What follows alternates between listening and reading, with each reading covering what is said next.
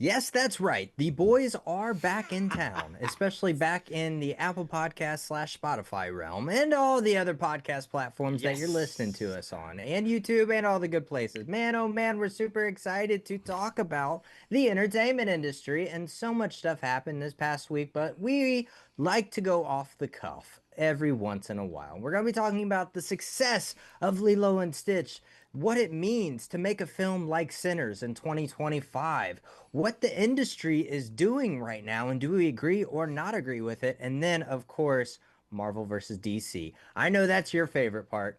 Oh, without doubt. And it's my favorite part because it's not just Marvel versus DC. It's DC versus DC and Marvel versus Marvel, which is insane. Yeah, we're going to get into it. It's like it makes no sense to me as a lifelong comic book fan. But hey, it is what it is in the day of social media, and we're going to get deep into it. Yeah, super excited about it. Well, that's later on the show. Now, let's get a little crazy. What's up, everybody? Welcome back. Did y'all see that? What? Let's just throw Scream 6 in there for like It my was good. movie. It was really good. The best of the franchise, in my opinion, since the first one. Yeah. What's up, guys? Oh my goodness, welcome back to another episode of ITCAFpodcast. It is episode 297. Woo! Oh my goodness, getting old. And you guys know your host with the most, myself, J. Logan Austin, aka J-Lo Fantastic, and the one and only Dustin M. Bergman, aka The Mouth. What's up? Man, oh man, before diving into the nitty-gritty news that is the entertainment industry, of course, be sure to leave a rating on this show, comment below, and let us know what you actually think about this podcast. Because if you didn't know, leaving a rating actually helps this podcast get seen by more people who enjoy entertainment news, but especially those who are trying to break into the entertainment industry. Us here at Crazy Ant Media are all about lending the helping hand, and we do that through our podcast and our social media and our films, starting conversations and giving up-and-comer the chances to get on set. That is for sure. But man, it's going to be a great freaking episode. We're super excited about it, but we do have one more piece of business on the docket. That's right. Be sure to head over to our website, www.crazyantmedia.com, where you can start rocking the latest and greatest Crazy Ant Media gear. We got a little bit of something for a little bit of everyone. Man, oh man, teddy bears, phone cases, sweatshirts, hats, anything you need in your life, really, go over to our website and you'll find what you need in your life. That's right. For sure. Oh my goodness. But of course, we are going to be starting off with Disney in our off-the-cuff conversation, where they are having a pretty nice summer because their live-action remake of Lilo and Stitch is doing very well. And it's looking like it might be the first film to cross $1 billion at the 2025 box office. Man, oh man, it's gonna be crazy because so far we're about at $626 million as we're going into the third weekend of the theaters. Dustin, what do you think about all of this? I think that Disney has reclaimed the throne. If you guys don't know, for like literally a decade straight, they dominated the box office. They were number one every year. I mean, just raking in money left and right. Like the other studios didn't even come close. And then they fell off. Admittingly, after Iger left, they kind of took a nosedive. COVID hit. It just kind of like, and they just didn't have a presence at the box office like we were used to seeing the House of Mouse have. So it is awesome that they are back, giving us what we expect them to have. They currently have the second and third highest money-making movies of the year. They're about to have the first and the third highest making money movies. So in the top 5, they've got 1 and 3. Because they will by this weekend, which is amazing. And then they've still got all of the stuff coming. You know, they've still got another Marvel movie. They've still got like a ton of stuff on the thing that likely will make them money. So I think this is fantastic. I think it's odd though. You never really know what will work and what won't. You know, so like the live action remake of Snow White, nobody gave a crap. Then they're like, nope, not seeing it, don't want it, it sucked, we don't like it. And so everybody was just anticipating, well, Lilo and Stitch is in huge trouble. Disney's gonna, like, maybe they're making live action remakes of their animated films is just over. It's a bad idea. Maybe they shouldn't do it. But Bob Iger, and I credit Bob Iger for this, he kept praising how good the film was. He couldn't stop talking about it. And you cannot tell me that that didn't lean heavily into the decision. Because in case you guys didn't know, and I'm real curious to get your opinion on this one, JLo, it was never meant to be in theaters. It was greenlit to be put on Disney Plus.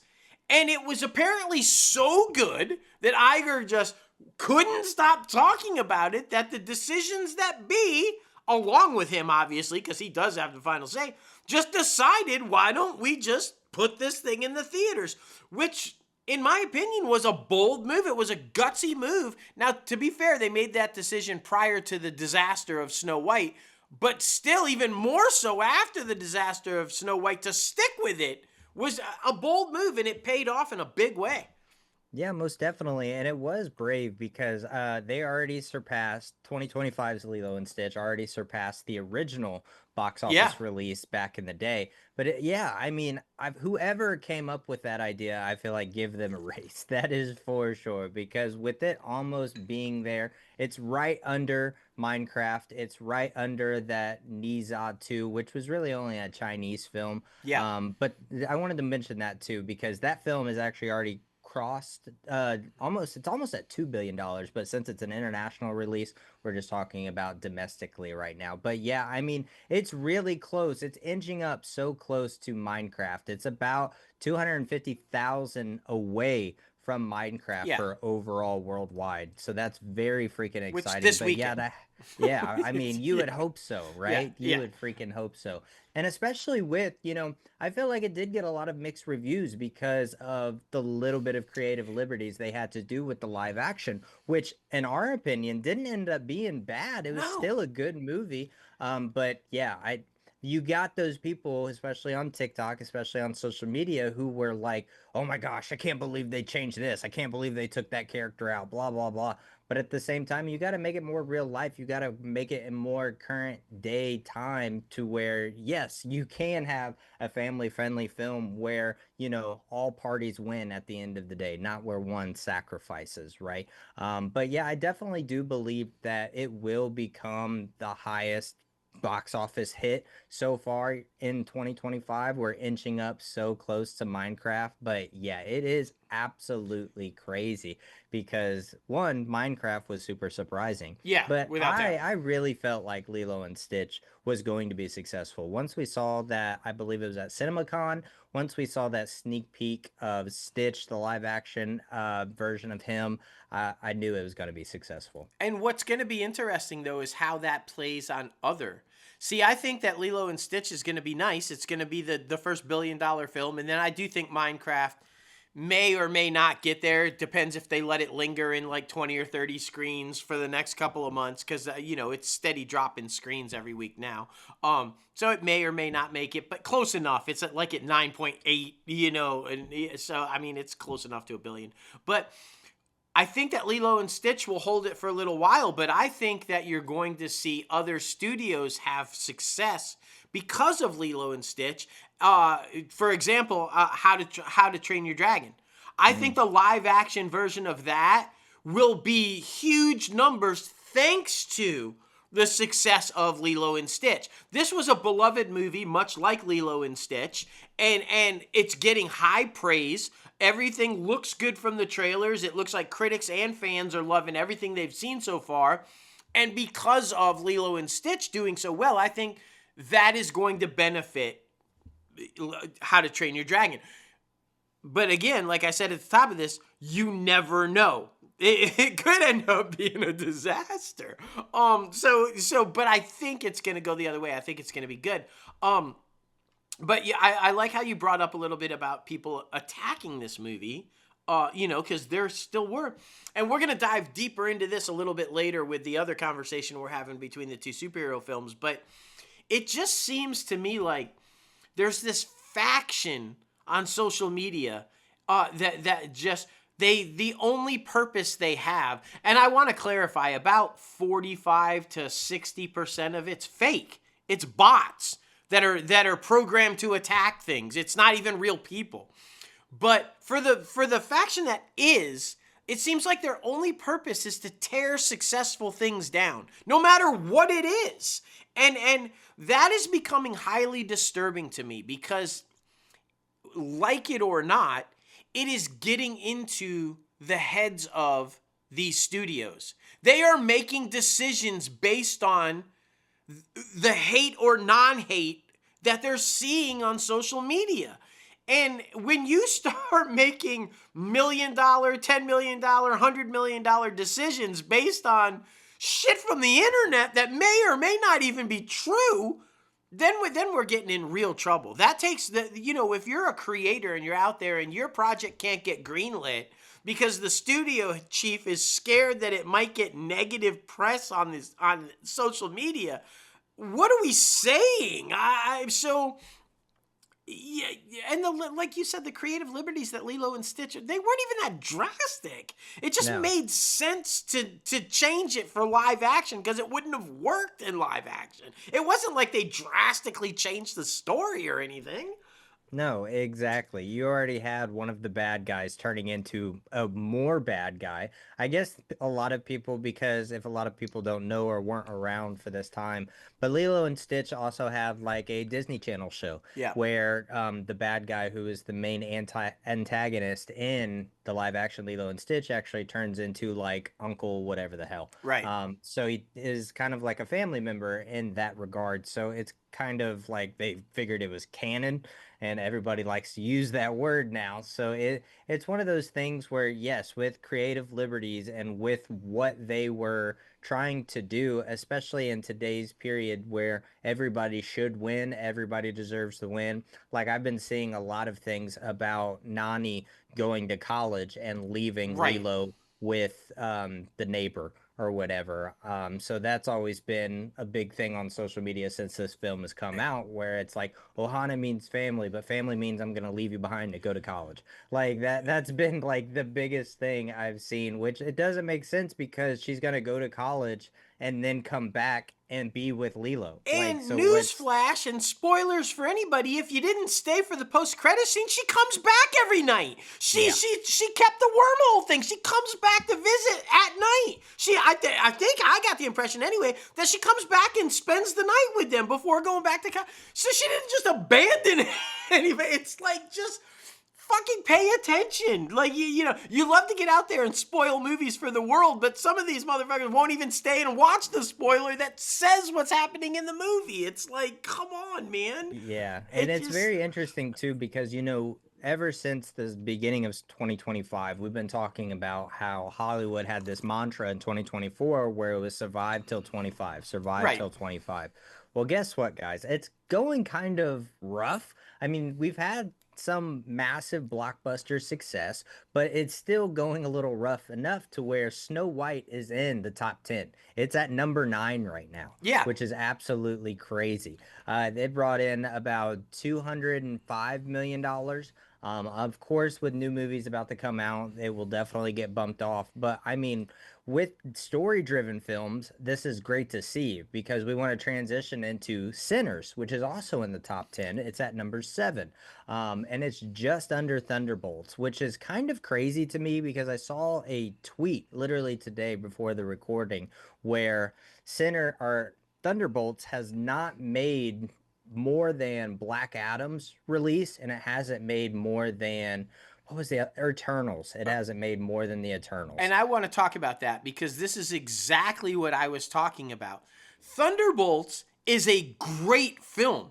It is. It lived up to all the expectations that we expect a Marvel film to live up to.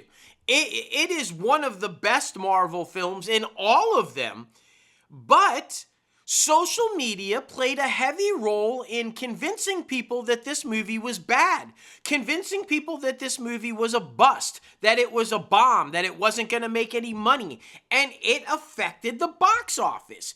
And the fact of the matter is that it wasn't a bad movie. It's a great movie. And So much so that they want the director to continue to make Marvel movies. So I think a big part of it, though, is the superhero. I think there is superhero fatigue. It's not the number one draw to the box office anymore. We're going through a change and an evolution to where it's not. I don't think, it again, I will go back and listen to what I said when this happened, but Endgame was the peak. I don't think anything else is going to reach that success ever again. Doomsday and Secret Wars will. Doomsday and We'll Secret Wars see. will. Well, I it's going to be the legitimately test because, yeah, I mean, because nothing has really come close to that. We're having more and more trouble with these big, high-budgeted Marvel films to get to $1 billion. But So it's because, in my opinion, it's because people are tearing them down. They start to tear down the movie before it's ever even released. And I think it's because we have this problem in this country, and you see it outside of Hollywood. You just see it in general, where somehow success has become evil. If you are successful, you are bad. We hear it all the time with the one percenters. If you're rich, you're evil now in this country. And if you're successful, like Marvel has been for, almost 2 decades, we have to tear it down. And it's now bad. And that makes no sense to me. You should want it to be successful. The more successful Marvel is, the more successful other films will be. And tearing a successful franchise down only damages all movies. And that is not good. Because remember, guys, if you're an independent creator out there, okay, your best shot of getting a studio to greenlight your film is if they're profitable. And if you're tearing down their tent poles and making them less and less profitable, the chance of your movie getting made is getting slimmer and slimmer because the studio doesn't have money to throw on a movie that won't make money. And I'm sorry, but your movie won't make money. Our movies, indie producers' movies, get made because of tentpole movies making billions of dollars at the box office. That's how it works. So tearing down the success is hurting all creators, not just tearing down Marvel because you no longer like Marvel. And I'm not totally into the idea of that there is fatigue because no matter what, they open at number 1, regardless of what's opening against them. So while they might not be making as much money, they still win the opening weekend by a landslide. So yeah, but I mean, post-pandemic era, I mean, they're the only one that opens this weekend. I mean, we really haven't had, other than exception of a handful, where 2 films are competing at the box office at the same weekend. So, I mean, there's not really a lot of competition in that regard. I think that was strategic, though, because of after the pandemic. They understand that they've got to, like even with Superman and Fantastic Four, which we'll dive into, it was strategic. Like, we have to give them enough space. And this is why the whole, and this is for a little bit later, but the whole competition between, you can't tell me that Warner Brothers and Disney, or, DC Studios and Marvel Studios didn't discuss how much of a gap do we think we need for the other one to be able to make its money before we try to hammer down on the other. They had to have discussed that. There's no way that they didn't, because typically you would roll those things out back to back, sometimes even in the same week, and they're giving themselves a big enough gap to where they can both make money. So, but yeah, I mean, I do think it's, but if I don't know, man, I just think, I love Sinners, though. I love the idea that, because that's what we really want to talk about. It's got legs. There's a reason it's still there, because it was original content. And that goes back to even the Lilo and Stitch conversation. I think Hollywood had fallen into the trap of given property, known properties. What do we own that we can put back out there because we trust that it will make money? And so they kind of went away from original content. And to Warner Brothers' credit, and I will not give it to Zaslav because it wasn't Zaslav who made the decision on this film, they took a chance. They're like, hey, this is original, but it's really good, and it's Ryan Coogler. Let's take a chance. And it worked. So now, you likely need a filmmaker the level of a Ryan Coogler to even get an original script greenlit. I'm just being honest. It's almost impossible unless you're putting your own content out there. If you're an indie kind of a guy or even a smaller studio, getting your stuff greenlit's pretty impossible unless you've got some massive name. So Ryan Coogler benefited from being Ryan Coogler. Otherwise, I think if this was any other filmmaker, it would have never seen the light of day. It just wouldn't have. It got to the theaters because of Ryan Coogler. And because Ryan Coogler got Michael B. Jordan and boom, ba-doom, ba-doom, ba-doom. But yeah, it just goes to prove, though, that you do not need to rely on your owned intellectual property to have a hit. That an original story that's done well can make money, right? Yeah, completely agree because I mean, all of Ryan Coogler's films that have come out, you could argue and say they haven't missed. They've all had critical acclaim. They've all been successful, either at the box office or with critics, like I'm saying. But yeah, I've honestly haven't heard anyone talk bad about this film. No. I mean, so many people have shown interest in like the different history and especially in the deep south Mississippi where the film takes place, Clarksdale.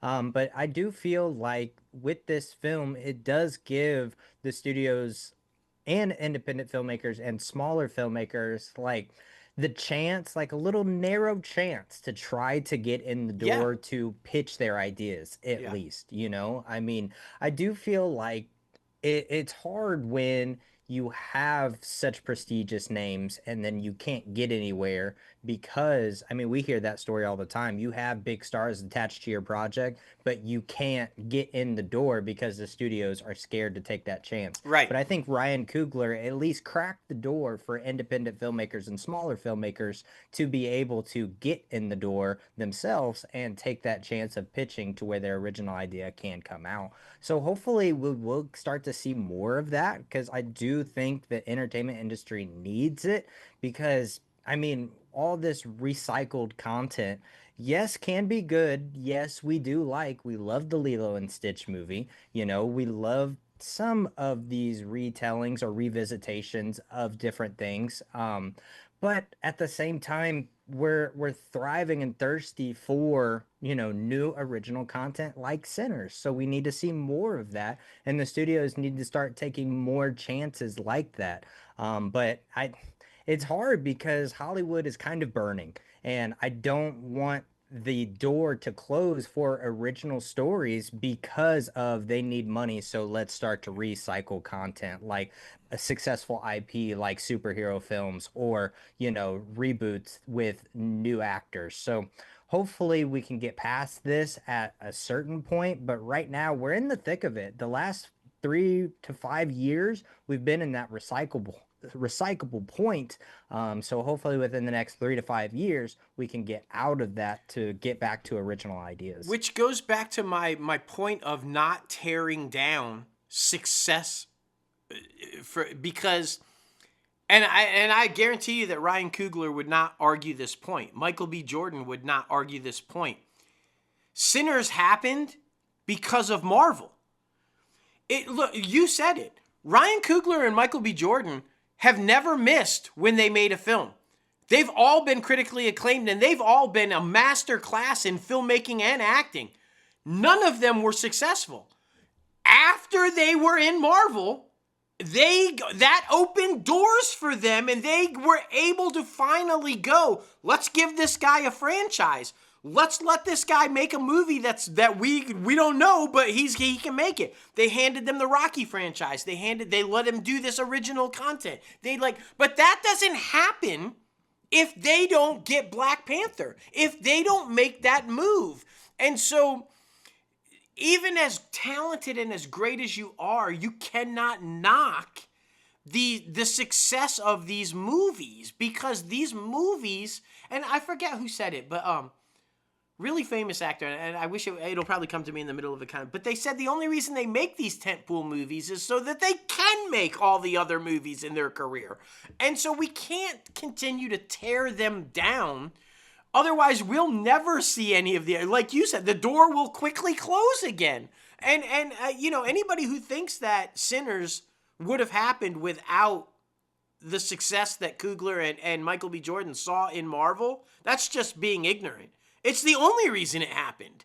And because, Nate, I bet I could line up 10 people and none of them would have known Ryan Coogler or Michael B. Jordan other than the Marvel movies.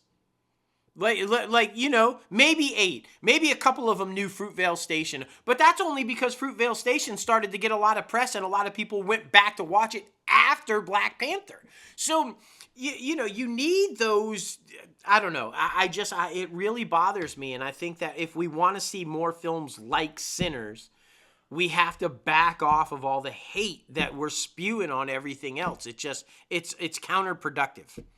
Well, most definitely. And I think, they were given 2 very big, very popular established IPs, right? They were given the Marvel franchise, and then they were like, okay, let's make sure this wasn't a, one and done type of success. So they gave them the Rocky franchise, making spinoffs of that. And that continued to grow into a massive audience to where people do keep going to both of their films. And even like films like Just Mercy or, Fahrenheit 451 for the HBO Max or the HBO original. People are interested in what these 2 are doing, and they see the success and the traction that they both get, and they are the next generation of filmmakers, right? They're in the prime time of their career, and they're literally taking over, which needs to happen because a lot of these people in Hollywood have been around honestly too long. So we need to have that transition to where we see more filmmakers that are given the chance, given the opportunity that they've already established with some films to continue growing and continue moving in the entertainment industry. Because for example, Francis Ford Coppola should not have made Megalopolis. No, right? No. And the Robert De Niro one where he's playing twins, that one should not have happened either. No. So it's things like that. Those films, though, maybe like a scratch my back, scratch your back type thing for already established, already old, producers or writers that have been in the industry for years. But their voice, I don't want to say doesn't matter anymore, but their voice isn't as important because it's not as relevant because they're still living in their time and they're not growing where they should be in current time with the new generation and the targeted audience. So you have to look at your targeted audience and make films for them, because if you make a film like that, which was Zaslav's friend, that was the 92-year-old producer, the Alto Knights, that's what it was called. When you make a film like that, you're targeting people that were in their prime, I guess, in the 90s, in the early 90s or late 80s. You're not targeting people who are growing up right now in their mid-20s and their 30s right now. And I think that's probably a big part of the entertainment industry's problem. They're targeting completely the wrong audiences for these films that are coming out. Well, and De Niro, though, it's not necessarily De Niro, because that film was but De Niro's film on Netflix was a massive hit. The one that he did about, so it's like you said, it's who are you targeting? That film targeted current real life situations going on in the world today with a younger audience. It's like, hey guys, this is relevant. I'm talking about the film that was released through Warner Brothers. No, I know, yeah, and it's on Max right now, where he plays both roles. Yeah, he plays both roles. He plays like dual roles. Yeah. But my point is like, De Niro's still a legend. He can still bring people in, but that movie just didn't work because it didn't target today's audience and it wasn't relevant. Where De Niro in this other film that totally targeted what's going on today worked. So it just depends on. Well, that's an argument right there, because like, I don't think he can bring people in, at least not to the box office anymore. He can still bring people in, but it's that older audience who doesn't want to go out, who just wants to stay at home because, again, they're old, they don't like public settings, so they're watching things on streaming. So I don't think he's that box office draw. I don't know. I think it's the film, because they're talking about doing another what's the one where he's with the CIA guy and he interrogates the son or whatever? You know which one I'm talking about? Why can't I think of the name of that off the top of my head? But they're talking about doing another one. And Meet the Parents. It was Meet the Parents. Yeah. They're talking about it doing another one, and this time they're the parents and and it's with the grandkids, and they're going through the same. that will be successful. That's been a successful franchise, and he will draw an audience there along with the rest of that like cast. I said, that's already an established IP. That's not something new like the movie I was exactly referring to. my point. You can put these dried up people, if you will, Yeah. in stuff that will work. You just have to make sure it's relevant for today's audience, and that is still Exactly. kind of relevant for today's audience. Yeah. But to go back to what you said about the opportunities and why I'm so adamant about not tearing down these successful franchises, specifically superhero franchises, is because if you go back and you listen to interviews with Michael B. Jordan and Ryan Coogler, they pitched the Creed idea to Sylvester Stallone numerous times. And he kept passing. He just didn't think it was safe. He just didn't know if he wanted to go there. Didn't think it was. And then all of a sudden, after Black Panther, boom, and now, well, maybe this is not a bad idea. Maybe this will work. Exactly. And you can't tell me that Sly didn't get the edge because now Coogler and Michael B. Jordan were known. They're like, oh, well, this isn't such a risk for me anymore. And because Sylvester Stallone in those interviews will tell you every time, he always thought it was a great idea. He said he was really intrigued by the idea. Well, then why did Mike have to knock on the door 45 times?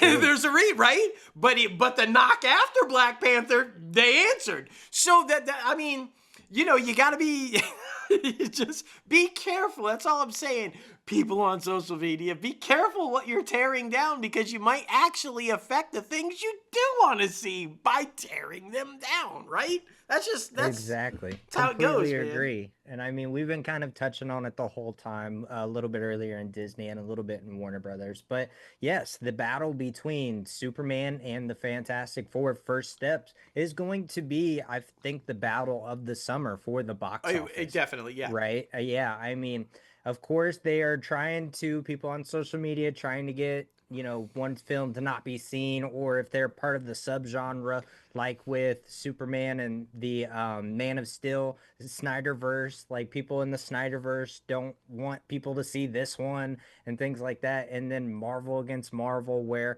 those Marvel fans who are like searching and still feeling that high from Endgame are still looking for that, and they keep hating on it every single time a new movie out, like we've been talking about. So it's very interesting too, because these two franchises, I should say, the Superman franchise and the Fantastic Four franchise, have actually followed each other throughout history.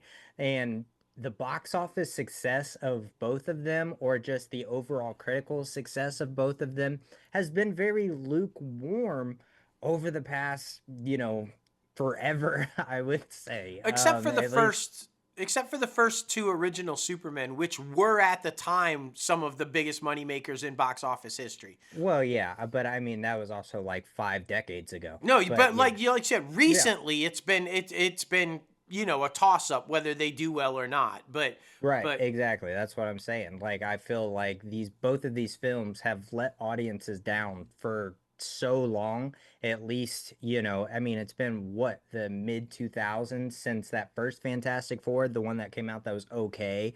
And then I mean, people liked Roth's interpretation of Superman and Superman Returns, but the film was not that great. And I mean, people were mixed reviews on Man of Steel, but I thought the funny thing was a lot of people think that Superman is going to do better than Fantastic Four and bring in more money, which looks good for your box office draft, that's for sure. And people are saying that because Warner Brothers Discovery's trailer for Superman garnered about 24 million views in the first 24 hours. And then Fantastic Four's trailer for the First Steps garnered about 21 million views. So people are thinking Superman is going to do better than Fantastic Four. And it's very interesting. I think more the curiosity thing. I think that'll probably draw more people in. And it's very interesting because the launch of those trailers were very different.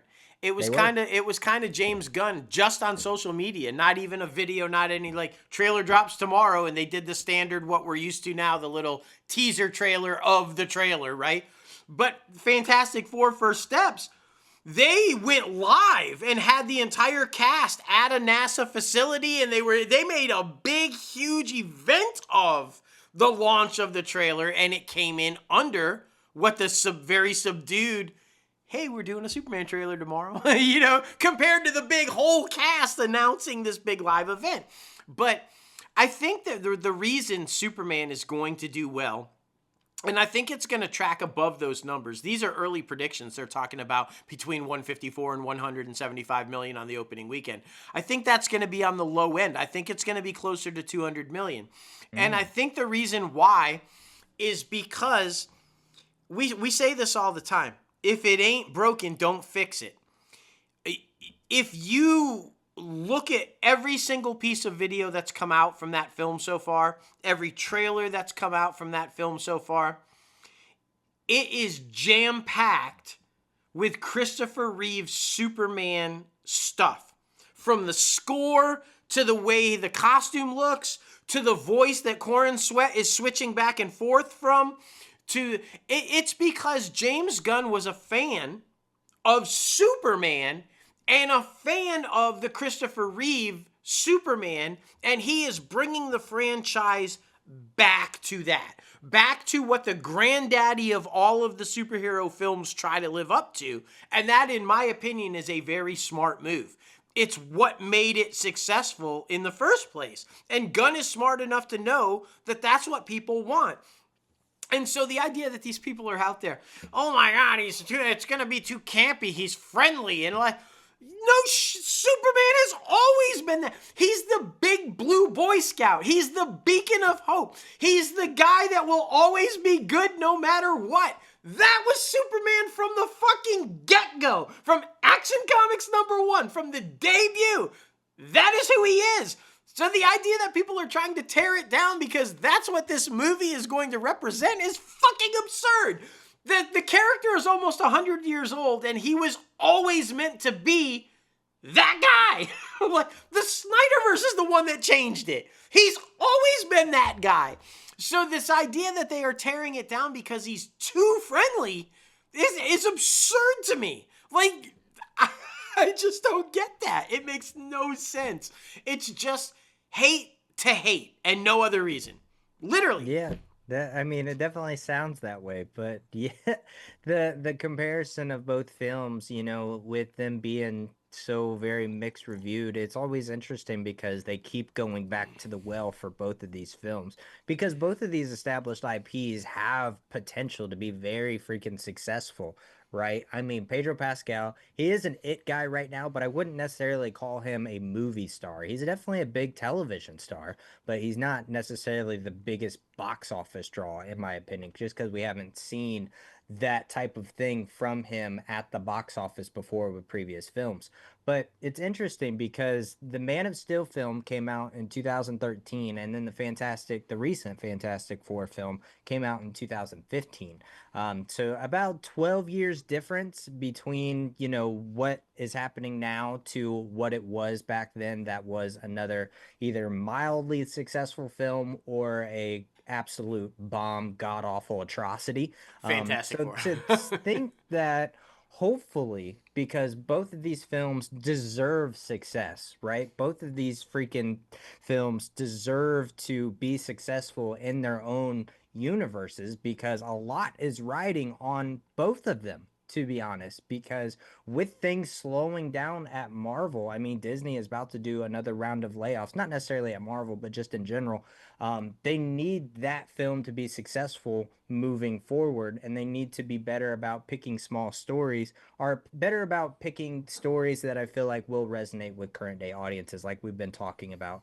But then Superman, I feel like DC has a whole lot more writing and a whole lot more risk taking than Marvel's Fantastic Four, because they need this to work really freaking bad. Yeah, because if Fantastic Four First Steps doesn't work or opens up mildly, Marvel's going to keep going. They have films still planned out. They're going to say, just wait until Secret Wars, wait till Doomsday, everything's going to be fine. But Superman and DC, if these don't do well, They might completely wipe the slate clean again. At least give James Gunn a few more films like Supergirl and a couple of other ones. I mean, Peacemaker season 2 and things like that. But I could really see them teeter-tottering back and forth to where they do another wipe the slate clean and do I independent things like Robert Pattinson's Batman moving I forward. think that is more correct. I don't even Yeah. think if Superman fails, I don't even think Supergirl gets released, even though it's already being shot. I don't think Yeah. it gets released. I think that would definitively be the end of Gunn's DCU, and they would have to start over. Um, let's just be honest about it. James Gunn's Superman is Robert Downey Jr. and Jon Favreau's 2008 Iron Man. It is the film that will launch or not launch the universe. Yeah. And it was a huge chance with Marvel taking a lesser known character of Iron Man with a washed up actor at that time who was pretty much written off because of his personal problems. It was a big chance. And this Superman is that same film on the DC side. This will either work and launch it or it will fail and kill it. And I think it's going to work and launch it, but there's always that chance. I will say what I think they both did well, because you brought it up with Pedro, and even Pedro was surprised by his casting. He just recently said that. He's like, even I don't know why I was like, me? You want me? I'm like, exactly, He's so Pedro. humble. He's But so humble. here's the thing. The reason, in my opinion, that Superman, the original Superman, worked, the reason that I think that the early Marvel movies worked is because they did do casting like this. Like, if you look at the entire Fantastic Four, how many people actually know Vanessa Kirby? If Yeah, you didn't watch The exactly. Crown, who knows Vanessa Kirby, right? You had to have watched The Crown to even have an idea of who she was. Yeah, it's just like the same thing with Eben Eben and other dude. That's my If you point. haven't watched Stranger Things, you don't know what's his face, And and if you haven't watched The Bear, you don't know Eben. exactly. And so I think that, and the same thing with David Cornsweet, right? And Yeah. apparently we're hearing Rachel Brosnahan, although I find that one hard to believe. But the Right, majority of the people in Superman are either lesser known or completely unknown to the public. And I think that is where you find success, because then you don't go in focusing on them. You focus on the character. You focus on Superman. You focus on Lois Lane. You focus on Reed Richards. That is what made the granddaddy of them all successful. Nobody knew who Christopher Reeve was. He was a stage actor, and not even a really good stage actor, apparently, at least based on early reviews, because as we find out, he's a Juilliard trained and he was a brilliant actor. But not a lot of people knew that. And so, and then his performance, obviously, the rest is history. I mean, that's the superhero, not just the people who are trying to play Superman after him, but all these people playing any superhero try to live up to him. And it worked because we didn't know who he was. And so I think that they're doing it well with the casting of both the Fantastic Four and Superman. The other thing I will say is, and they just recently came out with a couple articles about this, Feige has said, and the director of the Fantastic Four has said, they are going to embrace what the other Fantastic Four movies did not, and that is the camp in Fantastic Four. Reed Richards is the smartest, most brilliant man in the MCU. There's a lot of technology, there's a lot of big words, there's a lot of action, there's a lot of really sophisticated but it was also fucking campy as hell. They had goofy-ass jokes, the back-and-forth dialogue and ribbing between Human Torch and Thing, the constant kind of stuff. Herbie in itself is ludicrous. But that's what made the Fantastic Four comic book work. Is it was this brilliant guy who was also campy as hell. And so they are going to embrace that in this movie, apparently. That they said they were not going to shy away from that, and you will see that element in this film, and in which you haven't seen in the other films. I think that's a great idea. I think that that's a smart move.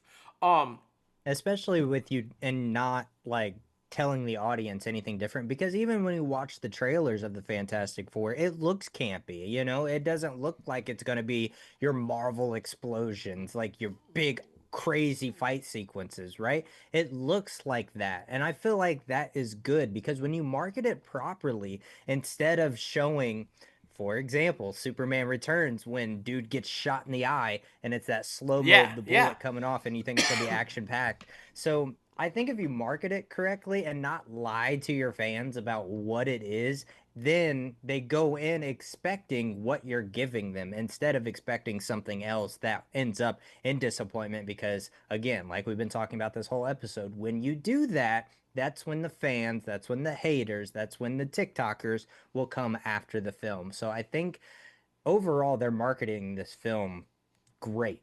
I think so too. And I think it's time to lay down with all the back and forth, guys. You know what? When James Gunn was brought on to take over and create DC Studios and the new DCU, the first phone call he made was to Kevin Feige. Mm. They are friends. They rely on each other for advice. They like I was saying at the top of the show, there's no way they didn't have a conversation about, you want 1 week, you want 2 weeks, how far should we gap these movies out to be successful for both of us, blah, blah, blah, blah.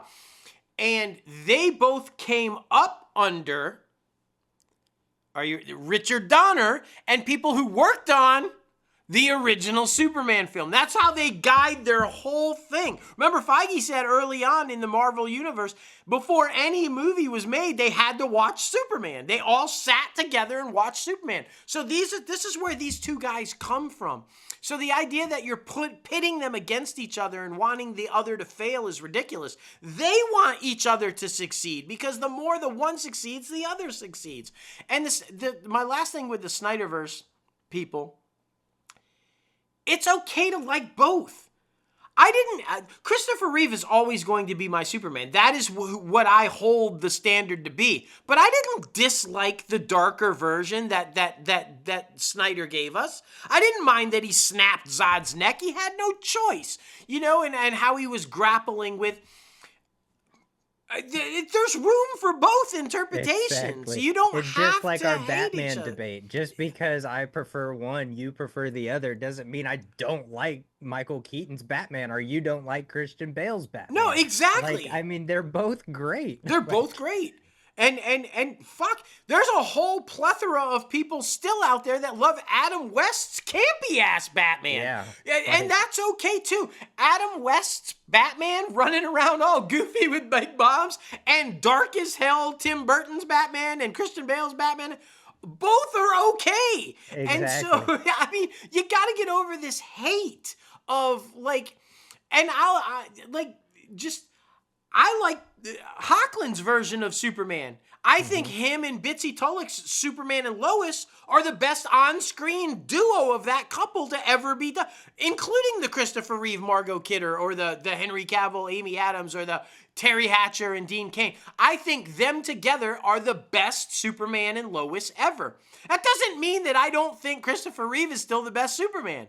It just simply means that I'm okay with someone else playing him, and maybe the idea that his portrayal of Superman and her portrayal of Lois together makes the best portrayal of these characters. This hate has to stop. You know, and maybe this is the comic book fan in me. I don't know, because I know you didn't come up reading comic, not a giant comic book fan or whatever, but every time a writer or an artist would shift on a book, they changed. The new storyline, you'd go from a storyline where it was a more upbeat kind of like, detective solving Batman to a hard, dark, I'm whooping your ass Batman. The costume would change from black back to the blue and gray or it's if you're a comic book fan, there's just different versions all the time, and it's okay. So just stop. Well, that's funny. That brings up the point of our comic book fans more accepting and more willing of change rather than movie fans more accepting, willing to change. I feel like comic book fans are probably more accepting and willing because moviegoers, they don't really look at the director. They don't look at the writer. They don't look at who's running the ship and moving it forward towards, that big Titanic iceberg. Right, right. But I feel like comic book fans, they notice all of this different stuff. They notice when the illustration's different. They notice when Batman says a certain thing a certain way, Right. or just the whole approach to the graphic novel. So I definitely feel like moviegoers are less invested on what it actually is, and comic book fans are more willing and accepting to change. So yeah, it's very interesting though, because you get a lot of crosses, but you don't get a lot of like love when it comes to changes like that. And I will say, as a lifelong comic book fan and superhero fan and a cinephile and lifelong movie fan, the one thing that drives me absolutely insane is when it's strictly the movie person and they're making comments that they have like they're spewing hate on something that they have no idea why. Like I can't tell you, like when we saw the first little glimpse of Silver Surfer. That's not even fucking right. Silver Surfer's a dude. They're fucking it all up. It's gender swapping. It's gonna be Newsflash, there's a female Silver Surfer, and if you were a comic book fan, you'd know that. Like, so if you are not a comic book fan and you are strictly only going off of the movies, don't bash it if you don't know what you're talking about. Typically, these studios are not just throwing shit into the movie to make it different. It's coming from a source at some point. We didn't just decide to have a female Silver Surfer kind of a thing. So educate yourselves before you just make stupid ass comments that you know nothing about. I can get it if you're coming at in one movie, and if you're only a movie fan, I can get it if in one movie a character was one way and then in another movie a character was another way. Then you're getting mad. Well, wait a minute, that's not right. But don't spew on something that you don't even know if it's true or not. Like I sort of got, but didn't get the initial hate with MJ. With Zendaya. It's like, wait a minute, she's supposed to be white with red hair. Now she's black and blonde. It's like, okay, if you're only coming at it from the movie standpoint, I can see that confusion, right? But now they've long been saying that Zendaya's MJ might not even be Mary Jane. It's like it might have never been Mary Jane. And maybe Sadie coming in is the real Mary Jane, white with red hair. I don't know. But my point is I get it if you're only coming from the movie and that type of a thing confuses you. But if you're only coming from the movie and it's a comic book change that you know nothing about, you sound like an idiot when you're screaming at the screen something that's just not even accurate.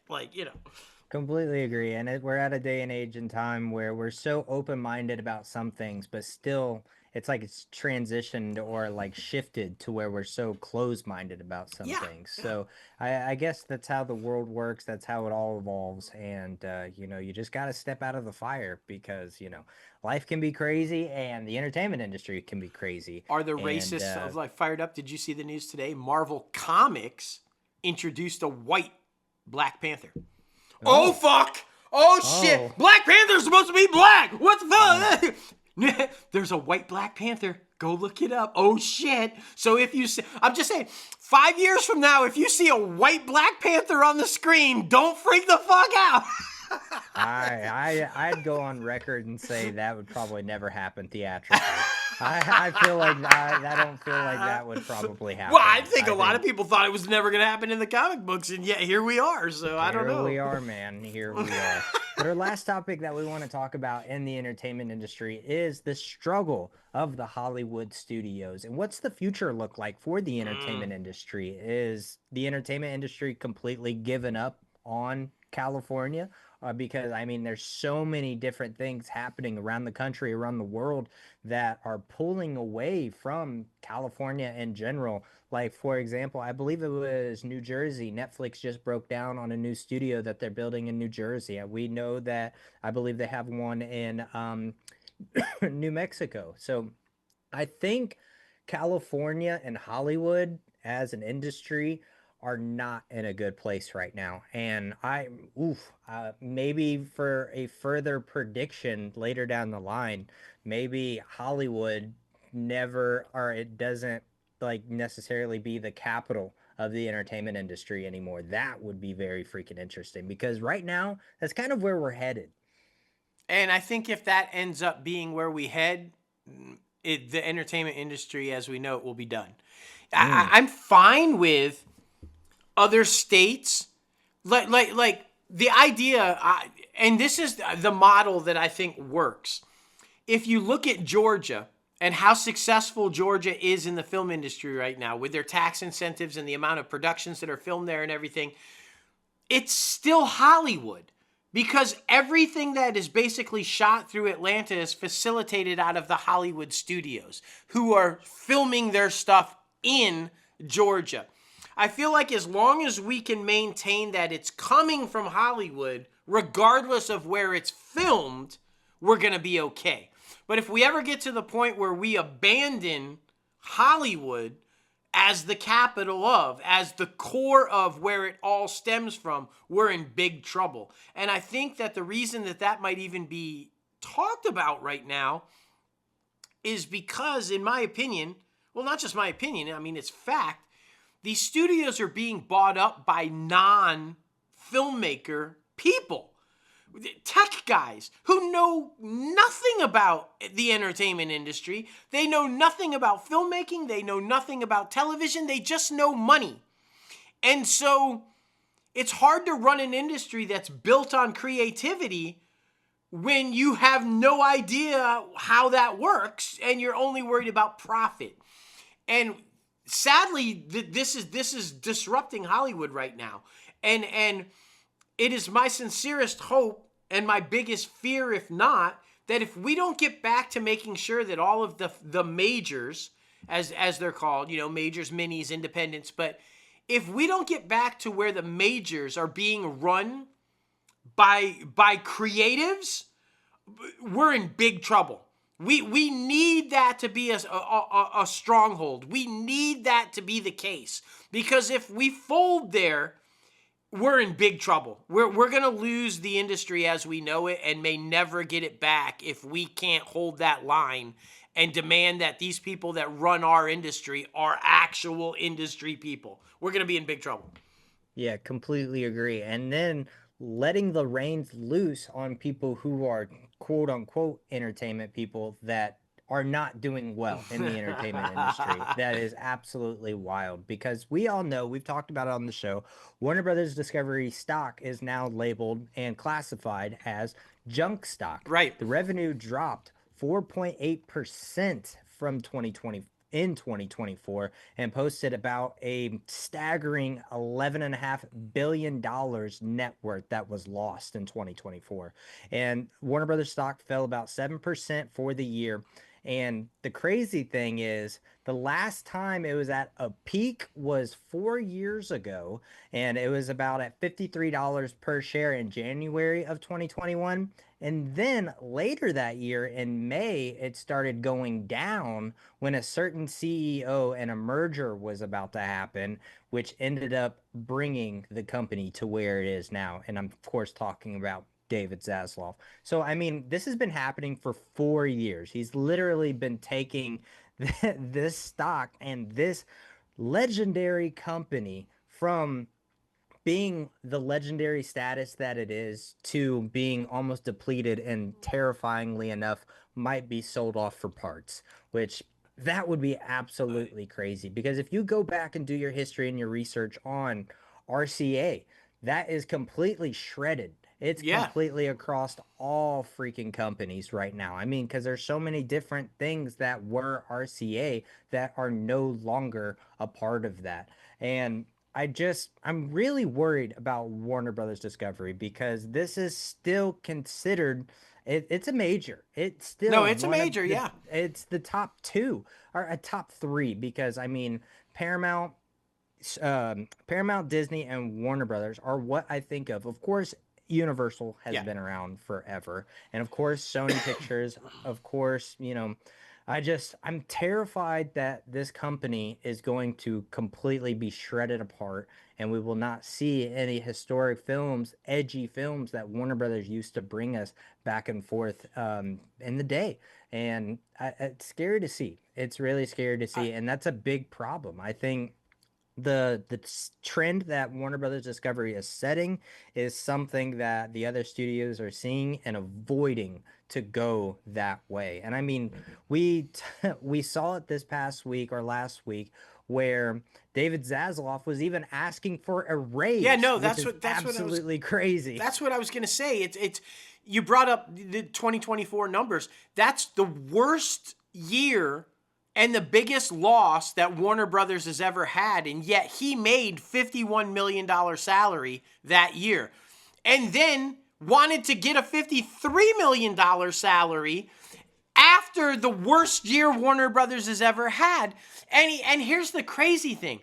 He was justifying it because of the success of Minecraft and Sinners, which wasn't even part of the disastrous year. It's part of the new year. And he wasn't responsible. He was going to fire DeLuca and because he thought they were failures. They greenlit those movies. They brought those, and now he praises them, and he's literally trying to throw them under the bus and him take success for those movies.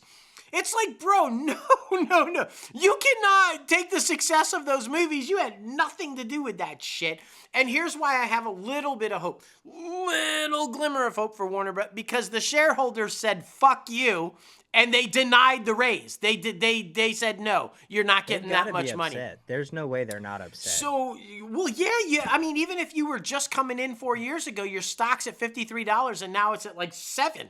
I mean, you lost a considerable amount of wealth underneath this guy. If I'm a shareholder, I'm never voting for anything for that guy. I'm like, and the first time an opportunity comes up to get rid of the guy, I'm voting yes. Like, I mean, it would be whoop. Like I did with Chapman. First opportunity, like, boom, get rid of that motherfucker, and boom, get rid of Peltz, and get, all the, it's like, you have to, and this is why I'm paying very, very close attention to what's happening at Paramount. By the way, Miss Redstone there, Sherry Redstone, just came out. She's got cancer. So, and terminal. So it could be like, they're going to have to resolve this stuff pretty quick. Like, it's the government, man. Yeah, it's the freaking government. But my point is like, what is the direction? What is the future?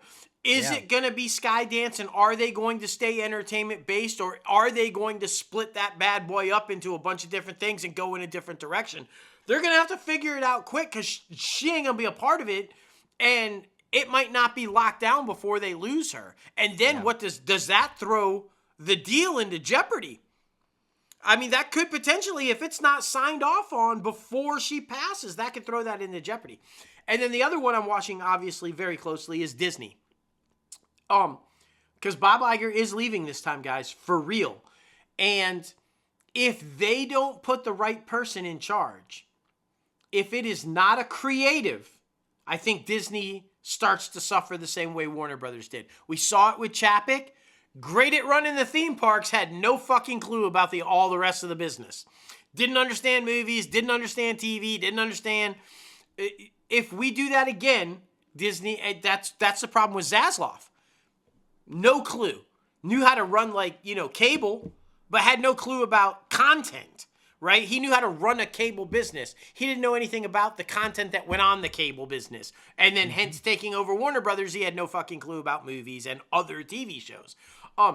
So if we do that mistake with Disney, we're going to see the same type structure collapse that we saw under Chapek.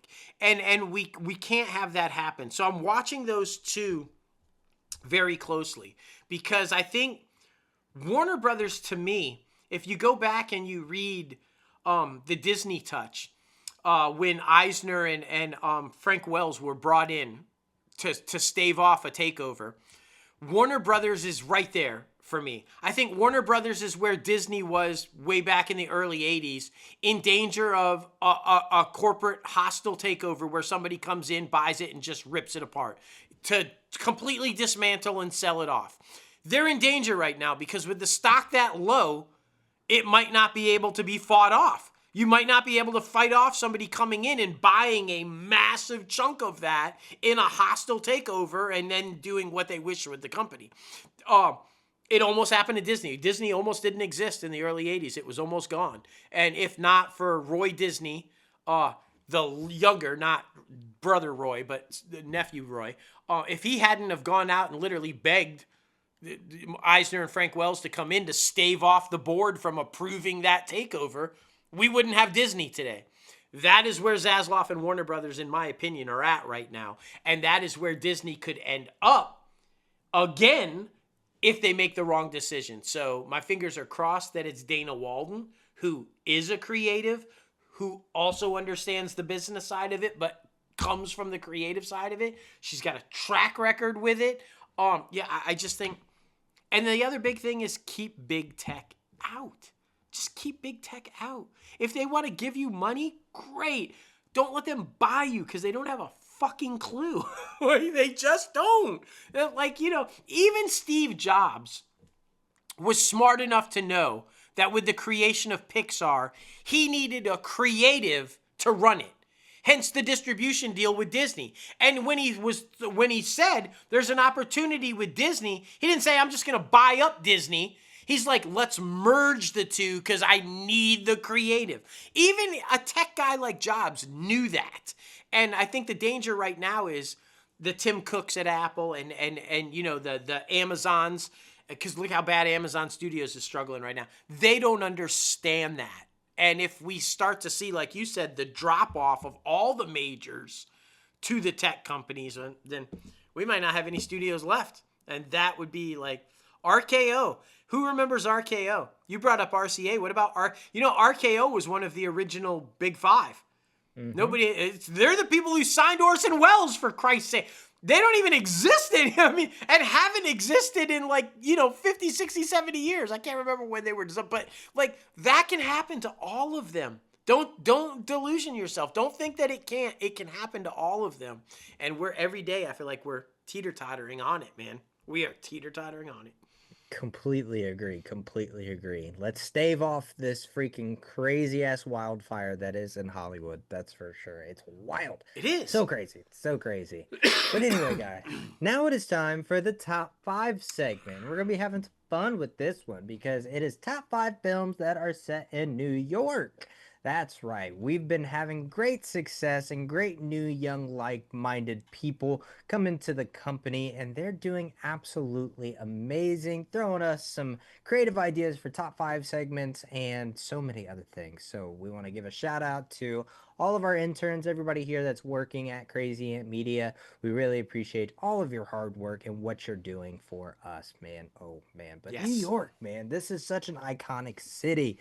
Literally. It was the original, capital of the United States, which I don't know if a lot of people know about. That's history. correct. I love it. So, yes, it's such a big milestone. You can feel it's a melting pot. It's a big melting pot with so many different cultures, with so many different vibes, with so many different generations that have come from different countries and being able to, come to this place and believe in the American dream. And that's really what the New York City, represents to me anyway. It's the land of opportunity. That is for sure. Yes. Well, speaking of opportunity, my number 5 goes to Uncut Gems, set in New York City. Of course, Adam Sandler, A24, doing amazing things as they do.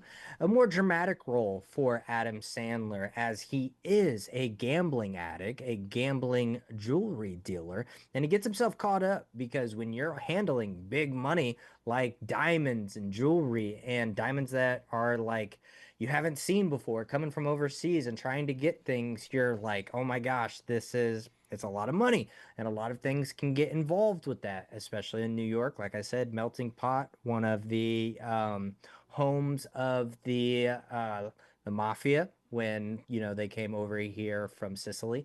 So it's very freaking interesting, and I love this approach that Adam Sandler did with this film. And while I'm watching it, I have anxiety the whole time, which is what they try to portray. If the film is giving you emotion, it is doing something right. It doesn't matter what emotion it is, but if it is giving you emotion, it is doing it right. And we watched this film with a crowd full of people. Our theater was packed for this one. Yeah. So it was such an amazing thing to see, and I love watching it with audiences shoulder by shoulder. But yeah, I thought it highlighted New York City in a way that it's a hustler city. No matter what industry you're in, what you're trying to do with your life, you have to hustle, you have to make connections, and you have to continue moving forward, and you have to take chances because that motherfucker was gonna die in that movie. But he just kept taking chances and inevitably came out underneath loan sharks. But yeah, Uncut Gems is freaking amazing. My number five. I love that. Fantastic film. If you guys haven't seen it, you have maybe, just maybe, my favorite Adam Sandler performance. And he's had a lot of good ones, but yeah, that might just be my favorite. My number five, okay, we've established on this show, and I think many in the entertainment industry have also confirmed that if Jaws was indeed the first summer blockbuster, the first tentpole film, then this film was the first action hero movie. Action movie where the lead guy was the guy everybody wanted to be. And it's evident in every action film since then. It's in 1981 and it's called Escape from New York. And it's Kurt Russell. The patch, he's got the patch over the eye. And basically the premise of this thing is in 1997. Okay, set in the future of 1981. In 1997, basically New York the state of New York has become, and the city of New York has become a prison. The whole city of New York is a prison. And the president's plane crashes there. And he's in trouble. And so this new convict, who's new to prison life and everything, old Snake, he's been tasked with helping the president escape from New York. It is, in my opinion, like it's nonstop action. And Snake is a total badass. He's like the guy that you wish would be with you everywhere you're trying to go that you might be in trouble. This is the guy you want to get you out. This is the guy that will kill anything that gets in his way, the kind of thing. And in my opinion, and it's such a good cast. I mean, aside from Kurt Russell, you had Lee Van Cleef, of course, from The Magnificent Seven, Ernie Borgnine, just so many different people. But if you watch even Commando, pretty much right after that, if you watch Die Hard, all of the action movies that started to follow after Escape from New York, they've all got little elements of Snake in. You look at John McClane, he's got some Snake in him. You look at any of the action heroes that we see over the years, even to this day, you'll find a little Snake in him somewhere. And it's because of this movie and Kurt Russell. They've tried to do this one again. They tried to do an Escape from LA. They've tried to do a knockoff of this movie called... It never really quite works because this is so unique and original to its time. But I really do say, my number five, Escape from New York, because I really wholeheartedly believe if this movie doesn't exist, the action film that we know today wouldn't exist. Completely agree. Yeah, I mean, if Kurt Russell didn't do what he did as an action star, we might not have had, Sylvester Stallone. We might not have had Arnold Schwarzenegger. We might not have had Mr. Blockbuster himself, Tom Cruise. That's exactly right, yeah. They kept building on the footsteps that he did. So completely agree. And keep in mind that when he did this movie, he became the big badass. He's a Disney kid. Yeah. He was one of the original Disney kids, guys. Like, a lot of people forget that, but Kurt Russell was a fucking Disney star when he was like 10, 8 years old. Like, I mean, it's crazy to me that we don't think of him like that anymore, but that's basically where he got his start, was a Disney kid. And then he's now probably known as one of the most famous action guys. It's just crazy to me. It's crazy. Completely agree, man. My number four goes to Ghostbusters. Any of the Ghostbusters, really, that were set in New York City, because I feel like they really show the camaraderie and the togetherness, and they also highlight the city very well in all of their films. You see the skylines, you see, all the different aspects and the touristy spots where maybe or may not have some ghosts. But I love this film because great comedy. It was so innovative during the time. If you go back, and there's a Netflix documentary episode, I believe, about it, about like the movies that made us or whatever, and Ghostbusters is on there. They didn't know Bill Murray was either going to say yes or no, because Bill has always been very freaking interesting when picking his roles and very vague with people because he likes to just plain out fuck with people. Correct. So like he literally didn't show up until the first day of shooting. But yeah, Ghostbusters, it's a classic, man. This was one that I'm so happy that I got to go and see in the theaters when the fandom did like a an event. You know, they've been releasing old films back in the day, back in the theater. So I think that's really cool. But yeah, what this film brought, I feel like, was a little bit of sci-fi and comedy. They brought those two genres together and blended very freaking well to where, of course, obviously the revisitation is happening now with the franchise. So I think it's very successful and it lays a stepping stone of like the cross genres being able to mesh well Mm. together in certain films. So yeah, I absolutely love that. Number 4 for me goes to Ghostbusters. Which again was a risk. You're talking about It taking was. some, plucking some guys from Saturday Night Live and SCTV in Canada with Ramis, Yeah. and saying, let's make a kind of an action flick comedy with these Mm-hmm. like skit guys. That's a big It risk. I is. mean, and yet it worked, obviously. And little known fact, if you guys didn't know, much to Ernie Hudson's, he's grateful, because Winston's awesome and everybody, he's beloved now. But Ernie wasn't the original choice, you guys. Mm-hmm. Winston was supposed to be played by Eddie Murphy, who passed on Mm. the gig. That he was the original choice, and it didn't work out. So it would have been a whole different Ghostbusters with Eddie Murphy. Yeah, that would have I, I been weird. just I can't even I can't even imagine that. Like, but there it is. They should have him cameo in one of the new ones That would be just funny. because. Maybe he's a Yeah. relative of Winston. That would be Yeah. epic. I just an homage too. Yeah. My number 4, maybe, I'm sure it is for some people, and I teeter with this. Maybe the greatest rom-com of all time. I have sometimes it is for me, sometimes it is, but it's up there. It's in the top, no doubt.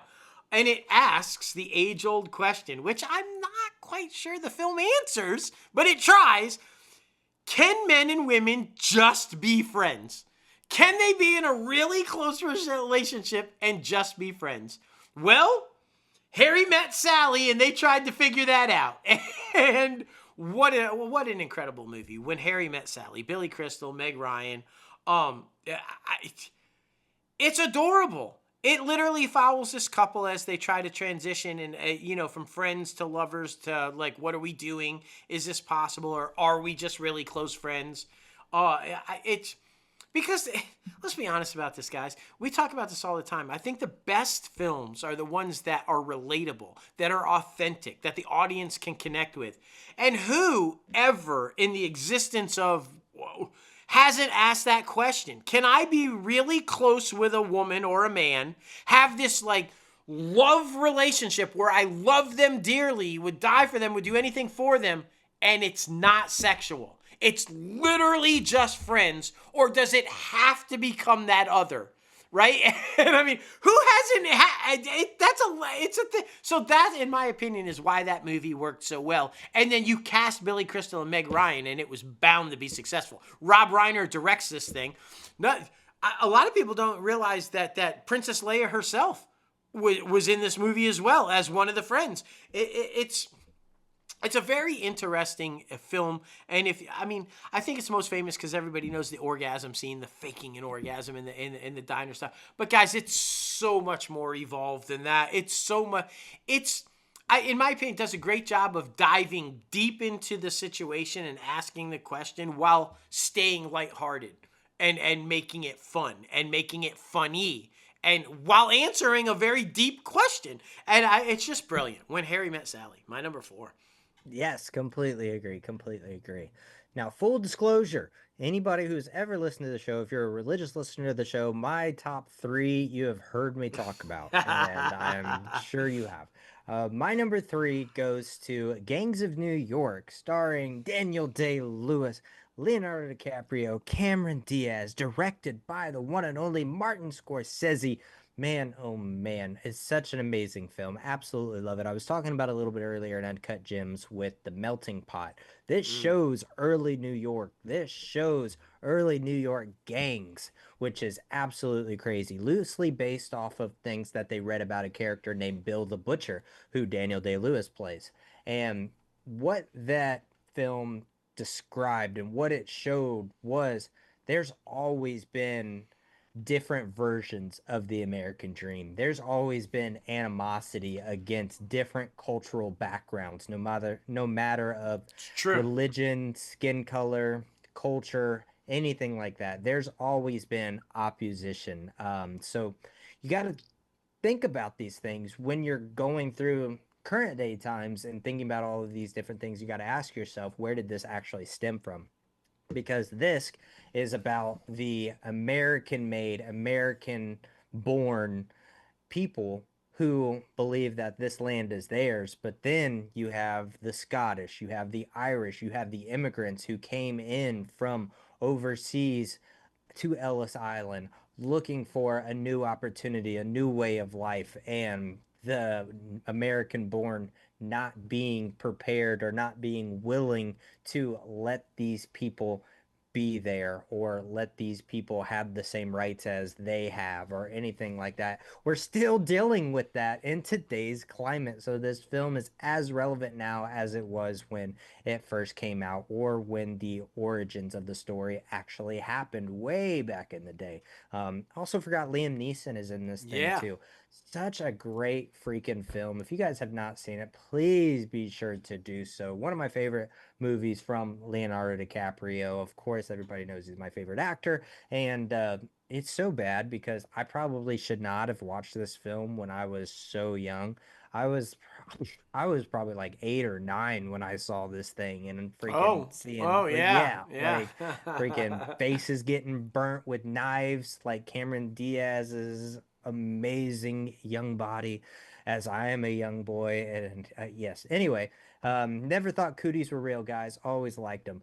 But anyway, I do think that this film is such an amazing thing and such a film classic that everybody should be a part of. So number three for me, I was about to say Cameron Diaz. Number three for me, Gangs of New York. Everybody should be a part of Cameron too. It's like, Yeah, why yeah, not? for Yeah, why sure, not? for sure. Oh man, I love that though. Yeah, you can't, because as awesome as Ellis Island was, and it was also a nightmare, and things that happened during that time frame just not always nice. Yeah. And it's a great movie. It's Scorsese, of course. Like so, my number three, you know the song. I bet you know the movie too. Can you talk about movies set in New York and not have this one on the list? Breakfast at Tiffany's. Audrey Hepburn, America's sweetheart. Like, guys, this is like the epitome of like a filmmaker's film. This does everything right from start to finish. It's beautifully told story. It's shot beautifully. It's got brilliant actors in it. George Papard obviously is the male. Everybody talks about Audrey Hepburn, but you got George Papard in there, and I don't even know if a lot of people remember he was a pretty big star back in the day, but I think he's most famous for going on to play Hannibal in the A-Team with Mr. Yeah. T and stuff. I mean, that's where most people know him. He was an old guy at that point, but he was a pretty big movie star back in the day. I love everything about this movie. The lighthearted of Holly and how Audrey plays her. And the idea that she's really into this new guy that moves into the building, but she's got this secret past that might blow everything, and they hint around the secret past. I don't want to give too much away because you have to watch it, and if I say anything, it blows the whole premise of the movie for you. So I don't want to do that in case you are one of the rare people living under a rock that hasn't seen it. But it's a brilliantly told, just beautiful movie from start to finish. And little piece of trivia for you, if you didn't know, there's a certain fella in there, a certain actor in there, with the name of Alan Reed. Don't recognize that name, Alan Reed? How about if I did? Yabba dabba doo! That's right. The voice of Fred Flintstone is in this film. He's one of the stars of this film. You wouldn't know it because he looks nothing like Fred and he doesn't sound like Fred in the movie. But it's a really cool little trivia thing. So if you ever get asked, what cartoon character was in Breakfast at Tiffany's, now you know. Just a great romantic comedy and a great story, just a great love story. But I have it on my list because it is a filmmaker's film. It is a filmmaker's film. No ifs, ands, or buts about it.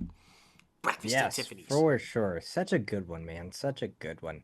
Number two for me goes to It's always a toss-up. But I always say this is my favorite movie of all time, but it's always battling with my number one, so it always Mm. makes sense. But my number two goes to Sleepers, and one of the specific neighborhoods that the entertainment industry loves to keep going back to, which is Hell's Kitchen, right? With Daredevil, with so many different versions of different things like mafia films or, love stories. Hell's Kitchen is such an iconic freaking place. And this film shows the generosity and the lovingness and the dirtiness that is New York City and Hell's Kitchen.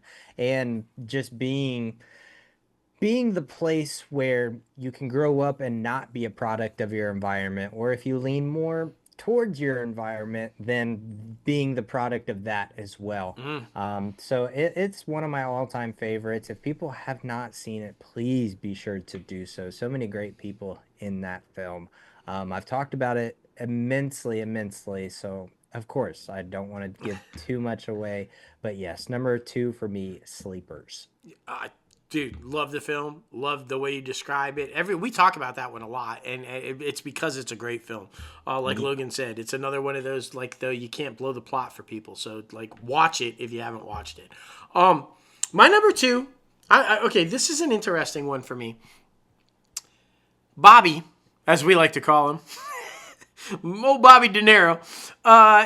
He's played a lot of terrifying roles. Okay, let's be honest about it. Guy's a pretty creepy guy if given the right time and genre and role. But in my opinion, the scariest guy he ever played was in Taxi Driver. My number two is Taxi Driver. This is about like a war veteran that is suffering from PTSD. He's got insomnia, so he can't sleep, so he drives a cab at night. And he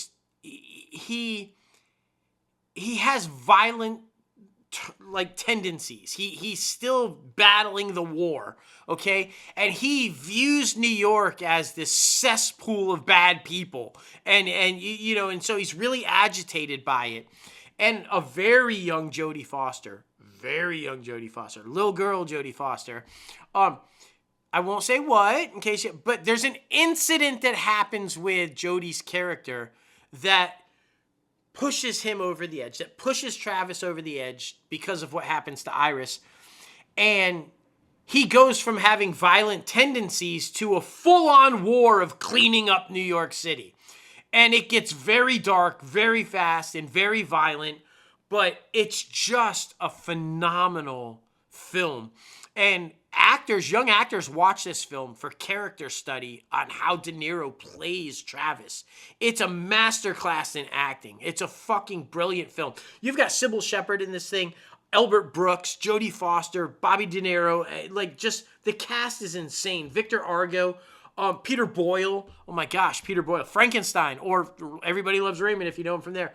But I would say this. We're talking about movies that we love New York City. It portrays New York in a very dark way. It but does. But there is an underbelly, much like Gangs of New York. Sometimes New York's not pretty. This movie definitely exposes the dark side of the Big Apple. But if you are a young actor or somebody who wants to be an actor trying to get into this business and you want to know how to do it, watch this movie. From start to finish, it's a masterclass, and De Niro's performance in this thing is just top notch. Taxi Driver, my number two. One of the best movies set in New York City, and one of the most terrifying. Without that. That's for sure. That's for sure. Well, it's time. It's time. That's right. My number one goes to Home Alone 2, of course, Lost in New York. Shocker. I mean, of course. Shocker. Of course. I don't even have to say anything. The house is better. Of course, the iconic house in Chicago and the original one is, of course, iconic. I said it in the words. But the house is better. in New York City. I think the whole thing with the bad guys being there, like with the toolbox going down the stairs, hitting, and then the throwing the cans off of the roof and or the bricks off of the roof and hitting them. I love those two scenes for some reason. They've always stuck out to me. But I mean, you highlight so many different aspects because he befriends a homeless woman. And I feel like a big part of this movie is not judging books by their cover. And I love that every single time. And in New York, I feel like that's exactly how it is. You, of course, you have people who stick to themselves, but you have a lot of that camaraderie to where you are able to have conversations out of nowhere. It's an amazing thing, and I of course love this movie. I can talk about it all day long, but I will leave you with that. My number one, Home Alone 2. You didn't mention two-time President of the United States, Donald Trump. Right? No, of Who course, I of think, if course. I'm not mistaken, has been cut out of the movie. They cut that It's scene out of the on movie. Disney Plus is Yeah, not in it yeah, anymore. pretty sure. Maybe that's a reason not to watch it. So let's cut him out. No, Yeah. don't we even worry about that. Don't even Down worry the about hall that. to the left. That's right. That's right. literally is. Yeah. Oh man, and he begged to be in it. Apparently, it's like what He he did. he He says did. they asked him, but the real thing, the people all behind the film say, not quite. It was the other Because way they around. wanted to use the Plaza Hotel, and he was like, "Yes, only if I can be in Exactly. it." So, yeah. What a douchebag. My number one is much like your number one in the sense that if you have a longtime listener of this show or have known me for a long time, you know this had to be my number one movie because I talk about this thing all the time. What am I talking about? Well, my friends, Greed.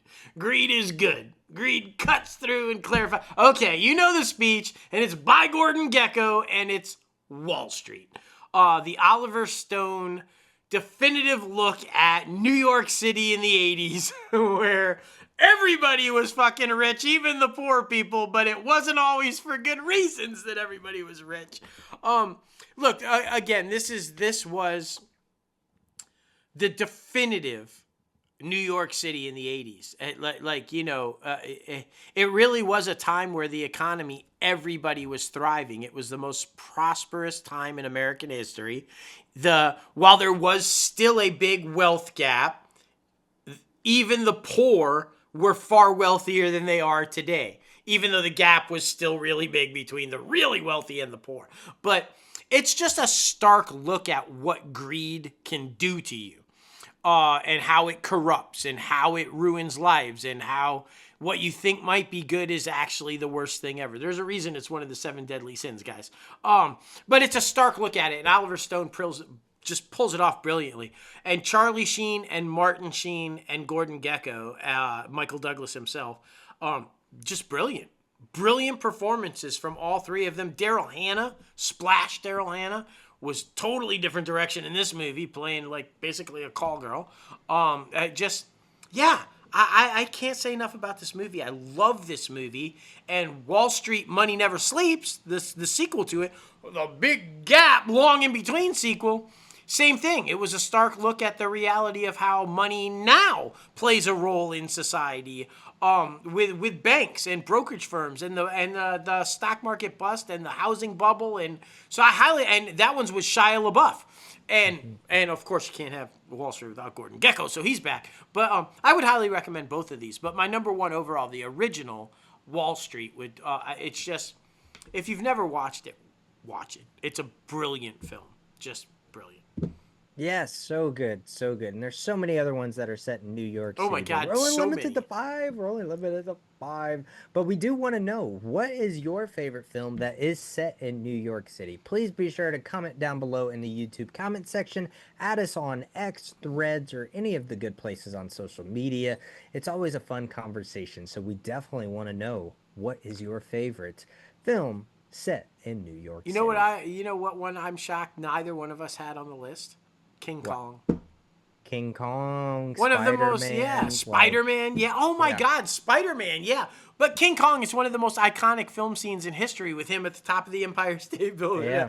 And like neither one of us had it. Like, oops. I think it's because we're so set in the new King Kong where it's on Kong Island and not in New York City anymore. But the original Kong, when he's brought to New York City, and even the 70s one, which I think is everybody's like real favorite one, Empire State Building. I like can't believe we didn't have that on the list. There's a lot like The Departed, Shutter Island, Spider-Man, Tower Heist, Blood Ties, so many different ones. And I wanted to give a shout out to Radio Man, who is actually a homeless guy in New York City, but he is able to cameo on so many different films. He's the guy who looks exactly like Robin Williams. If you've ever seen the pictures or videos of Robin Williams wanting to employ homeless people on film sets, Radio Man is one of them. And so shout out to him. He's been in over and cameoed over 150 movies. Yeah. So it's really freaking awesome to see. It really is. Now we're heading over to the box office recap, and last week Lilo and Stitch still reigned at the top of the mountain with $63 million. Then number 2 was Mission Impossible: The Final Reckoning with $27 million. Karate Kid Legends comes in about where I thought it would. I didn't think it was going to be anything crazy, but I honestly haven't heard a lot about this film, critically acclaimed or not, if people thought it was good. It came in at $21 million. Have you heard anything about this one? So from what I understand, it and I think a lot of people were a little disappointed with it. And I think that a lot of Cobra Kai fans showed up. Yeah. And were disappointed to find out that this movie actually time jumps and it takes place like 5 years after the events of Cobra Kai. That's why you don't see any Cobra Kai people in there. That's why they're not referencing the current storyline or how it ended or whatever. And I think that threw people. They're like, wait, what? Because I think a lot of people, because the way they kind of marketed it, it looked like it took place like right after Cobra Kai. Like he came to recruit Daniel basically right after the whole Cobra Kai thing was done. And that's not the case. Yeah, and it's a completely different vibe. Cobra Kai is more on the comedy action side, and like, the Karate Kid films are not comedies. No, so, no. It's interesting. Yeah, interesting marketing, that's for sure. Number 4, Final Destination Bloodlines with $11 million, and then Bring Her Back with number 5 at 7.1. New movies coming out this week are Ballerina, and then, of course, new movies you can go see are all of the ones up above. Please be sure to do so. Head over to Lilo and Stitch, help out with my box office draft. Would really freaking appreciate it. The IMDb Pro's Top Trending segment, Mission Impossible: The Final Reckoning, The Last of Us as the television show, and Millie Alcock for the Top Trending star. And I just watched the finale of The Last of Us, and I was a little disappointed, and Ellie is kind of getting on my nerves. Not gonna lie, but that's okay. But from what I understand, it's gonna, while it was kind of an finale, it's because it's literally a setup for the next season, which is going to be the exact same thing, but told from Abby's point of view. Interesting. So we're going to see the same days play out, the same events play out, but from her point of view instead of Ellie's, which should be pretty interesting.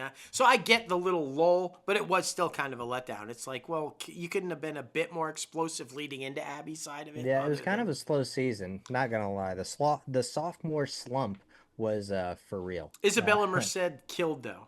I'm just saying. She was the highlight. She was the highlight for sure. I love her. I hope Superman slays and that she's awesome as Hawkgirl. I want to see a lot more of Isabella Merced. I think she's an underrated actress who's got a lot more talent than people realize. I mean, people think about her from Dora and you know, all these things, but she is a solid actress. And I think given the right role, she could maybe even win award like Golden Globes, Oscars. She's got some talent, and I hope somebody picks up on that pretty soon because she's great. Completely agree. Well, we want to thank you one more time for listening to episode 297 of ITCAFpodcast. Oh my goodness, we're inching closer and closer to 300. Woo! But of course, be sure to follow us on social media at ITCAFpodcast. Tell your friends, tell your mom, tell your grandma. Please follow ITCAFpodcast on X and Instagram. That would be freaking fantastic. And you can follow our other podcasts, Everything's OKP, Mental Health Podcast. We got a new episode coming out next week. And then, of course, our company, Crazy Ant Media, where we got a few things in development and pre-production moving forward that we're very excited about. So stay up to Yes. date with all of those things. And then, of course, you can follow us both personally on social media, myself at J Logan Austin, and At Crazy Ant CEO. that's right. And you can subscribe to this podcast anywhere you listen to your podcast. We're on Apple Podcasts, Spotify, Google Play Music, iHeartRadio, Podbean, Stitcher, and so much more. If you're watching this video on YouTube, be sure to hit that like button below, subscribe to the channel, and ring the bell for all the latest and greatest notifications coming out of Crazy Ant Media. And then, of course, our website, www.crazyantmedia.com, where you can go there, read our bios, find some merchandise, and look into the films and the projects that we have in various stages of development at Crazy Ant Media. It's a lot of fun, man. It's a lot of fun. But I like it. It was a great episode, and I little inside knowledge and a little inside scoop. I was trying to be where we don't agree so much on this episode. I was trying to be combative so that people like the discussion and can go back and forth. There's a lot of things I agree, of course, but yes, I wanted to be a little bit more like competition type, or not competition, but a little bit like seeing each other's points or different points. Oh, I and things think like that. I thought it was fun. no, I think so, and I think I mean, I think we both want the same thing with the superhero films, but we Oh, do without a see doubt. them differently, though. Yeah. I do get where Marvel is trying to go with the definitive end and now the definitive beginning. Yeah. But again, I think, you know, anybody who's listened to the show for a long time or knows us for a long time, they know I'm a comic book fan and you're not. And so I know what Secret Wars and Doomsday is. So Right. I understand why I think it will be the match to an Endgame and Infinity War because I know what it is. Right. And where you're coming at it and you don't. So it's like, well, wait a minute. Like, so it's fun when we get that. But like, you know, yeah, it's just, you know, but that's the whole point. We're proof positive. We're exactly what we were trying to say through that whole, you know, off the cuff segment of it's okay to have different points of view. Right, exactly. It's neither one of us is wrong. Neither one of us is right. It's just our opinion on what we think. And in the end game, if you will, we want the same things. So it's just like, you know, so for anybody listening, again, go back to the top of the show, stop all the hate, man. You can have your opinion, and you just want the same thing, which is for everybody to be happy and successful. Exactly. But exclusive scoop right here, right now. We do know somebody who is going to be popping up in both Superman and Fantastic Four First Steps. That's right. You know her, you love her, the one and only Oh, bro!